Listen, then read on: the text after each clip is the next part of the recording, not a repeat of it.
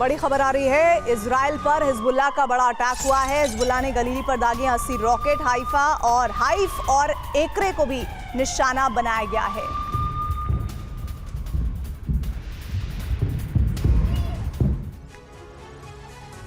Israel proxy संगठनों के खिलाफ बड़े हमले कर रहा है, लेकिन ईरानी प्रॉक्सी का जोश हाई है। बीते 24 घंटे में हूथी और हिजबुल्लाह ने तेल अवीव पर बड़े ड्रोन हमले किए हैं। प्रॉक्सी के बुलंद हौसलों की वजह उनके नए कमांडर को माना जा रहा है, जो लेबनान पहुंच चुके हैं। दरअसल खामेनेई ने मोहम्मद रेजा फलाह जाहिद को प्रॉक्सी की कमान सौंपी है, जिन्होंने इजराइल पर हमले के लिए खास रणनीति तैयार की है। मोहम्मद रेज फलाह जाहिद कौन है और इजराइल के खिलाफ उनका प्रॉक्सी प्लान क्या है, इस रिपोर्ट में देखिए।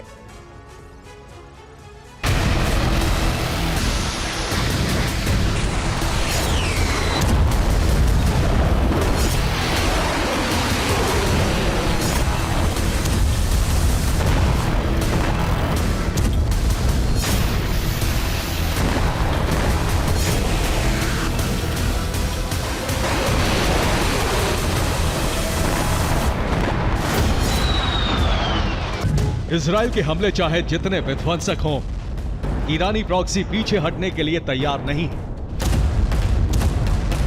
प्रॉक्सी संगठन लगातार इजराइल को जख्म दे रहे हैं। ईरानी प्रॉक्सी अब एक नई स्ट्रैटेजी के तहत इजराइल पर हमले कर रहे हैं, तेल अवीव को दहला रहे हैं।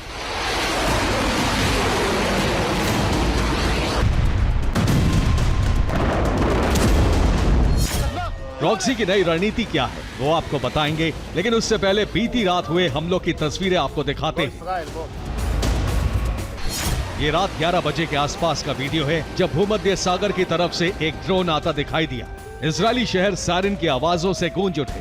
दावा है कि ये ड्रोन अर्जेलिया में मौजूद एक रिहायशी इमारत से टकराया। हमले में इमारत का एक फ्लोर क्षतिग्रस्त हो गया। ठीक इसी वक्त लेबनान की तरफ से भी ड्रोन हमले शुरू हो गए। हिज़्ब के ड्रोन का टारगेट भी अर्जेलिया था। हिज़्ब का ये हमला सफल रहा।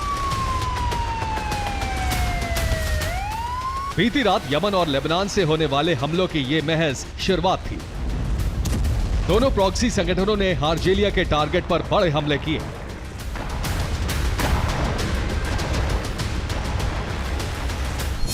दावा है कि लेबनान की तरफ से 30 रॉकेट दागे गए, साथ ही 10 ड्रोन हमले भी किए गए। ठीक इसी वक्त पर यमन से हूती ने भी ड्रोन दागे। दोनों प्रॉक्सी का टारगेट अर्जेलिया शहर था। यहां मौजूद इजरायली सेना के इंटेलिजेंस हेडक्वार्टर पर भी हमला किया गया। माना जा रहा है कि 24 घंटे पहले हुए ये हमले महज ट्रेलर भर हैं।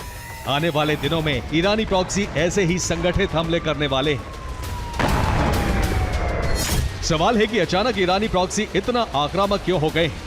वो कौन सी वजह है जिसने प्रॉक्सी संगठनों को नई ताकत और हौसले से भर दिया है? दरअसल इसकी दो बड़ी वजह है। नंबर 1, ईरानी सेना से जंग में उतरने की सकबुकाहट। नंबर 2, ईरानी प्रॉक्सी को मजबूत करने पहुंचे जनरल रेजा फलाहजादे। दरअसल इजराइल लेबनान से लेकर सीरिया और इराक तक प्रॉक्सी को टारगेट कर रहा है। उसके प्राइमरी टारगेट पर लेबनान में मौजूद हिजबुल्लाह है। ऐसे में दावा किया जा रहा है कि ईरानी सेना लेबनान में हिजबुल्लाह की मदद के लिए उतर सकती है।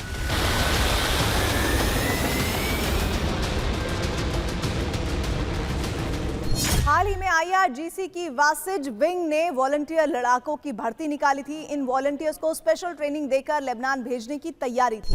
इसलिए माना जा रहा है कि ईरानी सेना प्रॉक्सी की मदद के लिए सीधा उतर सकती है। हालांकि IRGC ने फिलहाल के लिए इन भर्तियों पर रोक लगा दी है।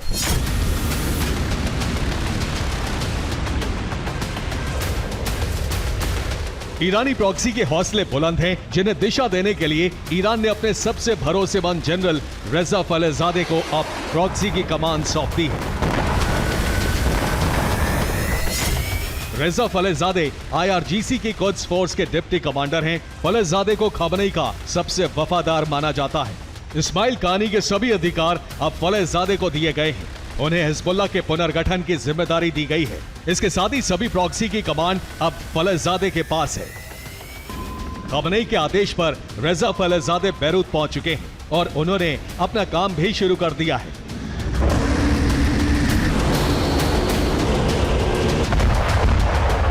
कुद्स के नए कमांडर ने प्रॉक्सी संगठनों के लिए एक खास रणनीति तैयार की है। मोहम्मद रिजा फलहजादे ने प्रॉक्सी संगठनों के लिए एक खास रणनीति तैयार की है, जिसके मुताबिक प्रॉक्सी संगठन अब अकेले हमले नहीं करेंगे। ईरानी प्रॉक्सी अब संगठित होकर हमले करेंगे, जैसा बीती रात हिज्ब और हूती ने भी किया। इस रणनीति के पीछे एक बड़ी वजह है। दरअसल एक तरफ से होने वाले हमलों को इजराइल आसानी से रोक लेता है। आयरन डोम बड़े आराम से इन मिसाइलों को नष्ट कर देता है, लेकिन ईरान के लिए एक वक्त पर दो फ्रंट पर लड़ना मुश्किल होगा। दो तरफ से होने वाले हमलों के सफल होने की संभावना ज्यादा होगी। भविष्य में ईरानी प्रॉक्सी एक ही वक्त पर एक साथ 4 जगह से हमले की तैयारी में है। वो यमन, सीरिया, इराक और लेबनान से एक साथ हमले करेंगे।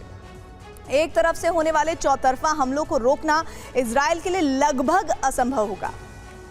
सवाल है, ईरानी प्रॉक्सी को किसका इंतजार है? दरअसल ईरान तेजी से ईरानी प्रॉक्सी को हथियार भेज रहा है। रॉकेट और ड्रोन की सप्लाई बढ़ा दी गई है। हथियार भंडार पूरा होने के बाद प्रॉक्सी संगठन इस ऑपरेशन को शुरू कर देगा।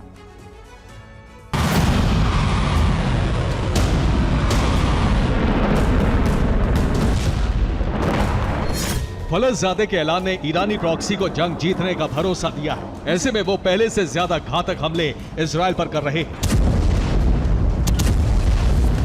फलहजादे न सिर्फ प्रॉक्सी के संगठित हमलों पर काम करने वाले हैं, बल्कि दावा है कि वो इजराइल के खिलाफ नए प्रॉक्सी संगठनों को खड़ा करने पर भी विचार कर रहे हैं।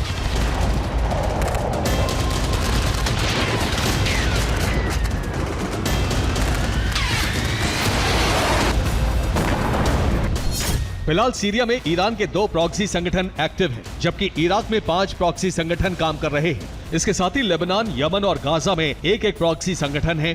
माना जा रहा है कि फलहजादे नए प्रॉक्सी संगठन बनाने पर काम करने वाले हैं। ये प्रॉक्सी संगठन पुराने प्रॉक्सी की शाखा के तौर पर काम करेंगे।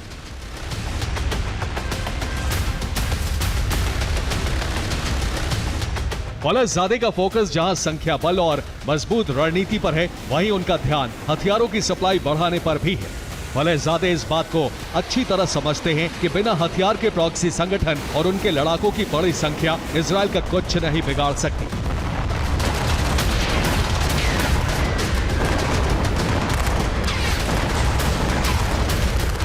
इसीलिए फलहजादे जहां ईरान से हथियारों की सप्लाई बढ़ाने पर ध्यान देने वाले हैं, वहीं उनका फोकस चीन और रूस पर भी है।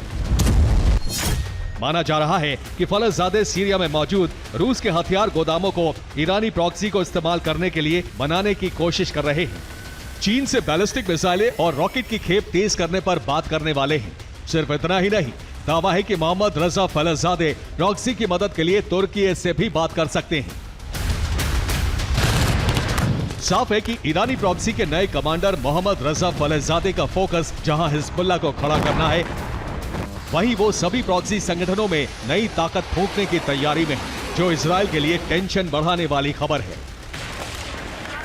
Bureau report, TV9, Bharatvarsh.